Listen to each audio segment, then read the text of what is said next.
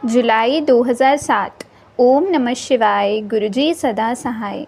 मैं गुरुजी के पास अपने छोटे बेटे के बैचलर ऑफ डेंटल सर्जरी में दाखिला करवाने के लिए आया, क्योंकि मेरी पूरी कोशिशों के बावजूद उसका दाखिला कहीं नहीं हो पाया था।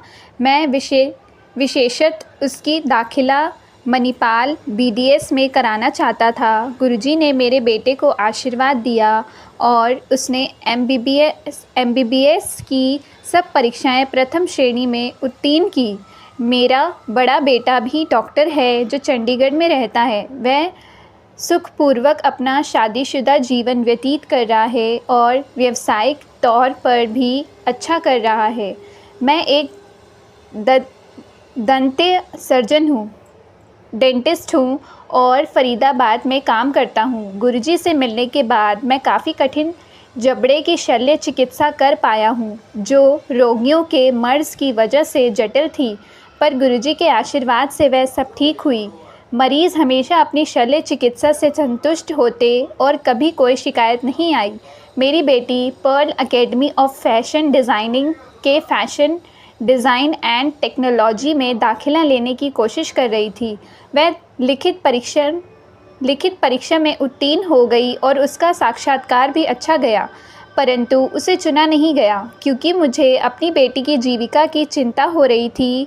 मैं गुरुजी के पास गया। वह बुधवार का दिन था, जो संगत का दिन नहीं होता है, मुझे ये पता था। फिर भी मैं बदरपुर की तरफ से मेहरौली रोड को गया। मैं एक बस के साथ गंभीर दुर्घटना का शिकार हो गया। मुझे चोट नहीं पहुंची, पर मेरी गाड़ी को आगे की तरफ ज़ोर से टक्कर लगी थी। टक्कर इतनी गंभीर हुई थी कि गाड़ी का बोनट खुल गया था। रेडिएटर, एसई ग्रिल और हेडलाइट को भी नुकसान पहुंचा था। फिर भी मेरी गाड़ी चलती रही और 15-20 किलोमीटर बाद मैं गुरुजी के यहाँ पहुँचा। गाड़ी का बोनेट अभी भी खुला था। गुरुजी वहाँ नहीं थे। मुझे बताया गया कि गुरुजी रात को बहुत देर से आने वाले थे। जैसे मैं वापस आ रहा था, गुरुजी की गाड़ी मेरे सामने आ गई। गुरुजी ने मुझे देखा। मैं हाथ जोड़े रो रहा था। गुरुजी 5 मिनट तक वहाँ खड़े रहे और फिर अंदर चले गए। मुझे प्रसाद और लंगर परोसा गया। मुझे गुरुजी का संदेश मिल गया था। मेरी जान बच गई थी। नई गाड़ी आ जाएगी और चिंता करने की कोई ज़रूरत नहीं थी। मुझे अपने घर वापस जाना था और सब ठीक हो जाएगा। मैं गाड़ी वापस ले गया। सुबह जब गाड़ी की मरम्मत कराने के लिए उसे ले जाने लगे तो उसे रस्सी से खींचकर ले जाना पड़ा और किसी को यकीन नहीं हो रहा था कि दुर्घटना के बाद ऐसी हालत में गाड़ी एसी के साथ 50 किलोमीटर चली थी, क्योंकि रेडिएटर में पानी नहीं था। गाड़ी की बैटरी काम नहीं कर रही थी और एसी भी ख़राब हो गया था। फिर भी गुरुजी के आशीर्वाद से गाड़ी इतनी चली थी। मैंने इस दुर्घटना के बाद नई गाड़ी भी खरीद ली। इतना ही नहीं, मेरी बेटी को एक विशेष साक्षात्कार के लिए बुलाया गया। उसे गुरुजी के जन्मदिन 7 जुलाई को दाखिला मिला। अब मेरी बेटी अपने कोर्स में बहुत अच्छा कर रही है और उसे अभी तक 2 वजीफ़े भी मिल चुके हैं। ये सब गुरुजी के आशीर्वाद से ही हुआ है। पिछले 2-3 सालों में मेरा व्यवसाय कुछ अच्छा नहीं चल रहा था। मेरे लिए मेरे परिवार का खर्चा उठाना मुश्किल हो रहा था, जबकि मेरा परिवार पूरी तरह से मुझ पर निर्भर था। मैं अपना घर बेचना चाहता था और अपना व्यवसाय छोड़ना चाहता था। मैं अपनी आर्थिक परेशानियों से बहुत हताश था। एक संगत ने गुरुजी को मेरे हालात के बारे में बताया और एक बार मेरे बड़े बेटे ने भी उनको मेरे हालात से अवगत कराया और मेरी परेशानी सुलझ गई। गुरुजी के आशीर्वाद से मैं अपने उसी चिकित्सालय से अपने घर का खर्चा आराम से उठा पा रहा हूँ और अपने पुराने ऋण भी चुका सका हूँ। इस दौरान मैंने सिर्फ गुरुजी से प्रार्थना की थी, गुरुजी, मेरी श्रद्धा कभी व्यर्थ नहीं गई है। मैंने गुरुजी का मंदिर अपने घर और चिकित्सालय में बनाया है और सत्संग में हम जो गुरबानी सुनते हैं हमेशा मेरे चिकित्सालय में चलती हैं। मेरे अधिकतर मरीज़ गुरुजी के बारे में पूछते हैं और गुरबानी का आनंद उठाते हैं। 4-5 साल पहले एक बुज़ुर्ग महिला मरीज़ अपने दामाद जो मेरा मरीज़ था के साथ मेरे पास आई। वह अपने बेटे के साथ अमेरिका में रहती थी। वह 73 साल की थी। उसे एक प्रमुख शल्य चिकित्सा की ज़रूरत थी जिसमें जबड़े की हड्डी का संशोधन होना था। यह शल्य चिकित्सा जनरल एनेस्थीसिया में होनी थी। उसे उच्च रक्तचाप था जो 160 से 180 HgMM या 200 भी पहुंच सकता था। अमेरिका में चिकित्सकों ने उच्च रक्तचाप की वजह से शल्य चिकित्सा करने से मना कर दिया था। दिल्ली में भी चिकित्सकों का यही जवाब था। कोई भी चिकित्सक इतना बड़ा जोखिम उठाना नहीं चाहता था। वह महिला पिछले 2 सालों से दर्दनाशक दवाइयों पर जी रही थी। मैंने भी शल्य चिकित्सा करने से मना कर दिया। वह अपनी बात पर अड़े रहे किंतु मैं नहीं माना। उस महिला की बेटी ने मेरे चिकित्सालय में गुरुजी की तस्वीर देखी और मुझे शल्य चिकित्सा करने को कहा। उसका ये मानना था कि चूँकि गुरुजी मेरे अर्थात उनके चिकित्सक के साथ थे, कुछ भी अप्रिय नहीं होगा। उसके ये शब्द सुनने के बाद मैंने शल्य चिकित्सा की तैयारी शुरू की। मैंने शल्य चिकित्सा जनरल एनेस्थीसिया में की जिसमें 2 से 3 घंटे लगे। शल्य चिकित्सा के दौरान एनेस्थीसिया चिंतित हो गया और उसने मुझे 2 बार चेतावनी दी कि मरीज़ की स्थिति खराब हो रही है, किंतु शल्य चिकित्सा बहुत सफल रही। उस महिला ने अपनी बेटी को बताया कि उसने 2 बार गुरुजी को सफ़ेद चोले में देखा और गुरुजी ने उससे बात की और उसे आश्वासन दिया कि वह ठीक हो जाएगी। शल्य चिकित्सा के बाद ना कोई दिक्कत आई और उसे कोई सूजन या दर्द भी नहीं था। उस महिला ने मुझे बताया कि वह साईं बाबा की भक्त थी, पर गुरुजी ने उसे नया जीवन दिया था। उसने मुझसे गुरुजी की एक तस्वीर ली और वह बहुत खुश थी। उसे दर्द या सूजन की कोई शिकायत नहीं थी, जो ऐसी शल्य चिकित्सा में असाधारण होता है। जो महिला पिछले 2 सालों से दर्दनाशक दवाइयाँ लेकर काम चला रही थी, शल्य चिकित्सा के बाद उसे एक भी दर्दनाशक दवाइयाँ लेने की ज़रूरत नहीं पड़ी थी। ये सिर्फ गुरुजी के आशीर्वाद से मुमकिन हुआ था। मुझे अभी भी यकीन यही लगता है कि ये शल्य चिकित्सा उन तीनों चिकित्सकों ने नहीं बल्कि मेरे गुरुजी ने की थी। मेरे दोस्त की 8 साल की बेटी को हृदय के वॉल्व की गंभीर समस्या थी और उसे दिल्ली के एक बड़े अस्पताल में शल्य चिकित्सा कराने का सुझाव दिया गया था। शल्य चिकित्सा की तारीख तय हो गई थी और मैंने गुरुजी से उस बच्ची के स्वास्थ्य के लिए प्रार्थना की और उसके माता पिता को गुरुजी द्वारा दिए गए प्रसाद और फूल दिए। उसकी शल्य चिकित्सा दिल्ली में हुई, परंतु बच्ची की हालत बहुत नाजुक थी। मैं गुरुजी के पास गया तो उन्होंने कहा सब ठीक हो जाएगा। मैं बच्ची के माता पिता से मिलने रात को 1 बजे अस्पताल गया। वे परेशान थे। मैंने उन्हें प्रसाद लेने को कहा और कहा कि सब ठीक हो जाएगा। गुरुजी ने मुझे अपनी एक तस्वीर भी दी जो बच्ची के कमरे में रखनी थी। जैसे गुरुजी का कथन था, बच्ची स्वस्थ हो गई। गुरुजी की तस्वीर बच्ची के कमरे में है और वह रोज़ गुरुजी से प्रार्थना करती है। 1 साल बाद फिर उसे बच्ची की हालत गंभीर हुई और उसे एक और शल्य चिकित्सा कराने को कहा गया। गुरुजी उस समय जालंधर में थे। गुरुजी ने मुझे चिंता ना करने को कहा और कहा कि सब ठीक हो जाएगा। उन्होंने कहा, तू लंगर कर, चिंता ना कर, कुड़ी ठीक हो जाएगी। वह फिर स्वस्थ हो गई और खुशी खुशी अपना जीवन व्यतीत कर रही है। एक बार गुरुजी पंजाब में अपने गृह नगर गए। मुझे पता नहीं चल पा रहा था कि वह कहाँ हैं और जब 10 दिन तक मुझे उनके दर्शन नहीं हुए, मैं बहुत परेशान हो गया और सो भी नहीं पा रहा था। एक दिन अपनी पत्नी के साथ देर रात का शो देखकर मैं गुरुजी के यहाँ गया। अंधेरिया मोड़ पर मेरी गाड़ी का आगे का पहिया फट गया और मेरी गाड़ी एक तरफ झुक गई। थोड़ी दूरी पर कुछ रोशनी थी और 2 ट्रक खड़े थे। मैं किसी तरह अपनी पत्नी की मदद से गाड़ी को वहां तक ले गया। मैंने एक ट्रक के ड्राइवर को गाड़ी का पहिया बदलने को कहा। वह मेरी मदद के लिए आए, पर विश्वास कीजिए गाड़ी का पहिया बिल्कुल ठीक था और कहीं कोई पंचर नहीं था। उन्हें लगा कि मैं पिया हुआ हूँ। उन्हें लगा कि मैंने पी रखी है और उन्होंने मुझे कहा कि गाड़ी का पहिया बिल्कुल ठीक है।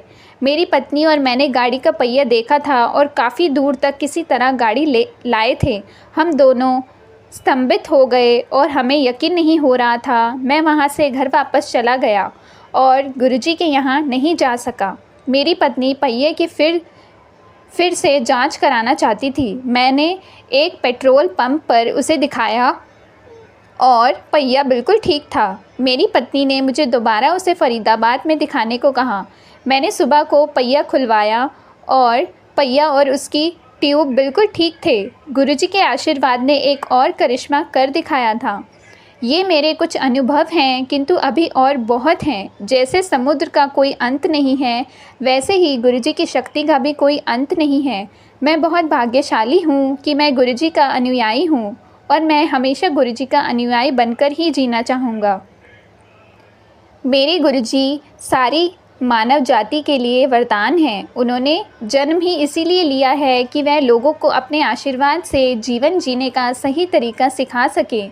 जिन्हें उनका आशीर्वाद प्राप्त होता है वह दुनिया के सबसे भाग्यशाली लोग होते हैं और मैं उनमें से एक हूँ।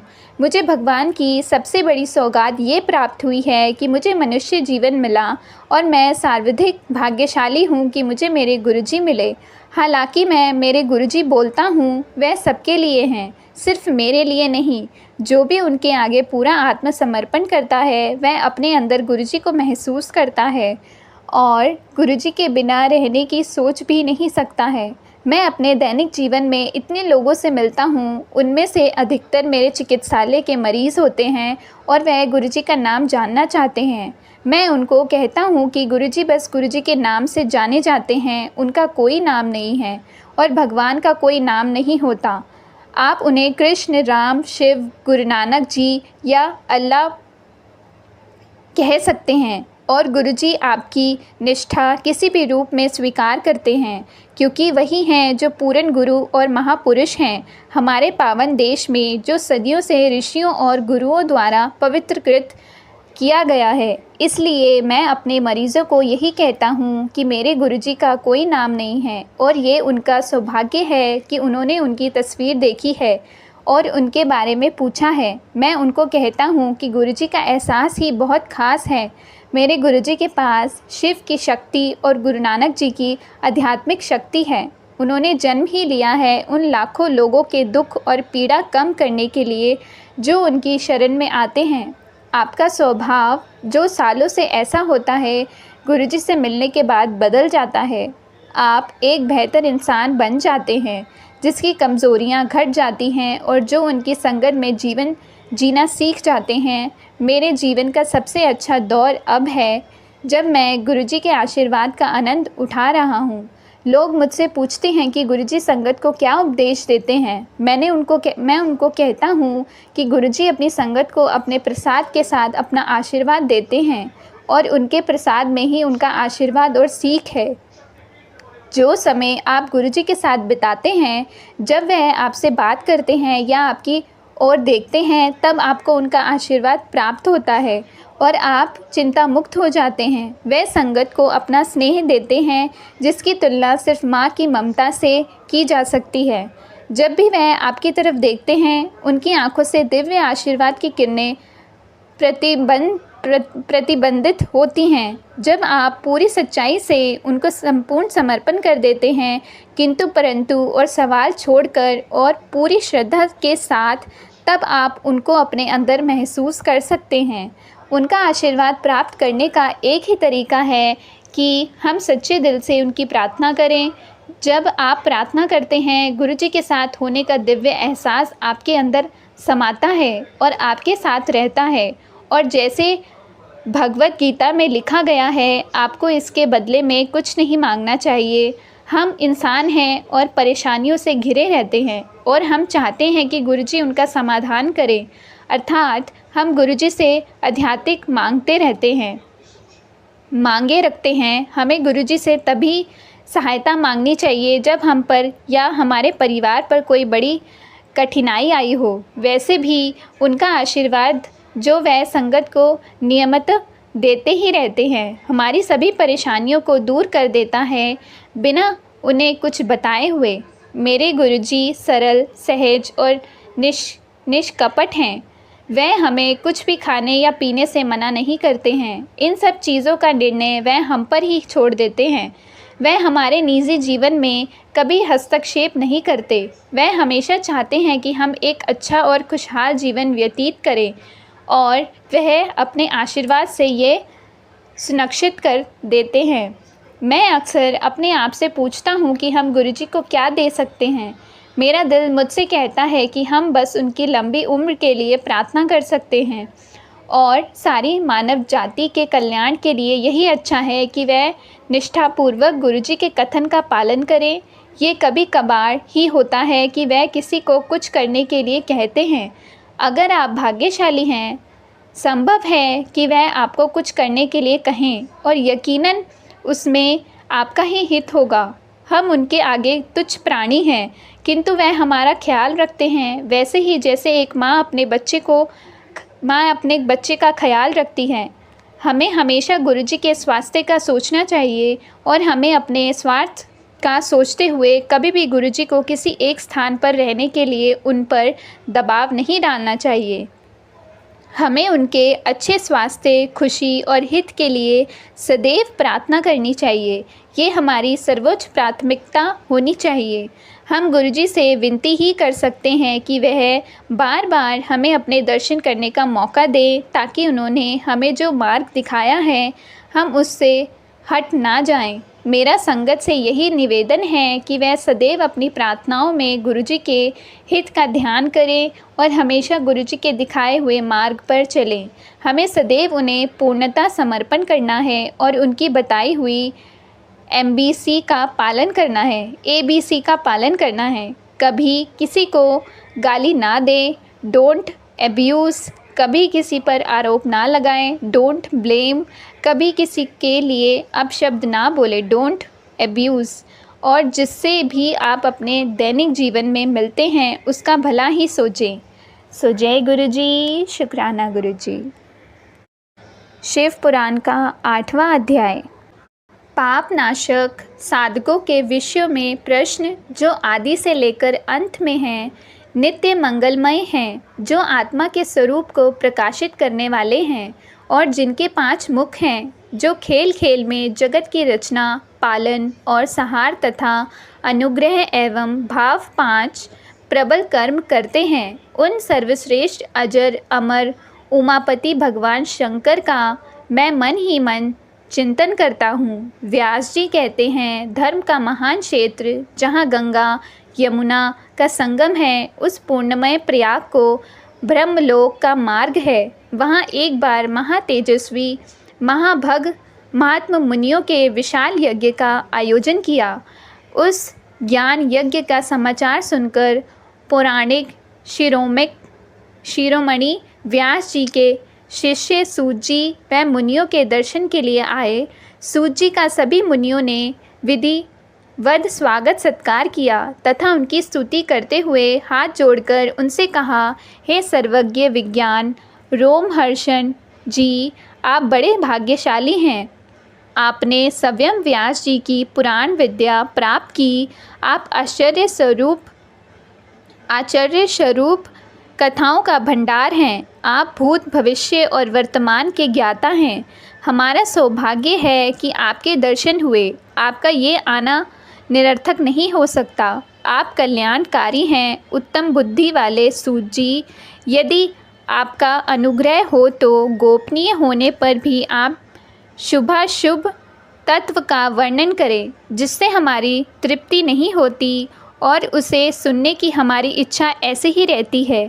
कृपया करके उस विषय का वर्णन करें। घोर कलयुग आने पर मनुष्य पुण्य कर्म से दूर होकर दुराचार में फंस जाएंगे और दूसरों की बुराई करेंगे, पराई स्त्रियों के प्रति आसक्त होंगे, हिंसा करेंगे, मूर्ख नास्तिक और पशु बुद्धि हो जाएंगे। सूत जी, कलयुग में वेद प्रतिपादिक वर्ण आश्रम व्यवस्था नष्ट हो जाएगी। प्रत्येक वर्ण और आश्रम के रहने वाले अपने अपने धर्म के आचरण का परित्याग करेंगे।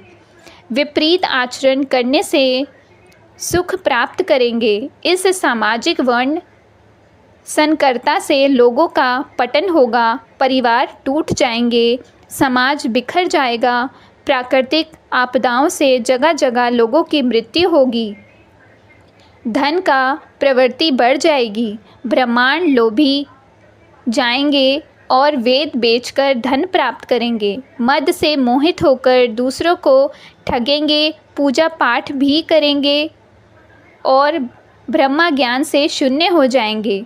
क्षत्रिय अपने धर्म को त्याग कर कुसंगी, पापी और अभिचारी हो जाएंगे। शौर्य से रहित हो वह शूद्रों जैसा व्यवहार करेंगे और काम के अधीन हो जाएंगे। वैश्य धर्म से विमुख होकर, भ्रष्ट होकर, कुमार की धनोपार्जन परायण होकर नापतोल में ध्यान लगाएंगे। शूद्रों अपना धर्म कर्म छोड़कर अच्छी वेशभूषा से सुशोभित व्यर्थ घूमेंगे। वह कुटिल व ईर्ष्यालु होकर अपने धर्म के प्रतिकूल हो जाएंगे। कुकर्मी और वाद विवाद करने वाले हो जाएंगे। वह संयम को कुलीन मानकर सभी वर्णों में विवाह करेंगे। स्त्रियां सदाचार से विमुख हो जाएगी, अपने पति का अपमान करेगी और सास ससुर से लड़ेगी। मालिन भोजन करेंगी, उनका शील स्वभाव बहुत बुरा होगा। इस तरह जिनकी बुद्धि नष्ट होगी, जिन्होंने अपने धर्म का त्याग कर दिया है, ऐसे लोग लोक प्रलोक उत्तम गति कैसे प्राप्त करेंगे? इस चिंता से हम सभी व्याकुल हैं। परोपकार के समान कोई धर्म नहीं है। इस धर्म का पालन करने वाला दूसरों को दुखी करता हुआ स्वयं भी प्रसन्नता अनुभव करता है।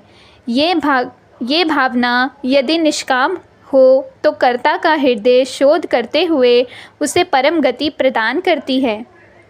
हे महामुने, आप सब सिद्धांतों के ज्ञाता हैं। कृपा कर कोई ऐसा उपाय बताइए जिससे पापों का तत्काल नाश हो जाए।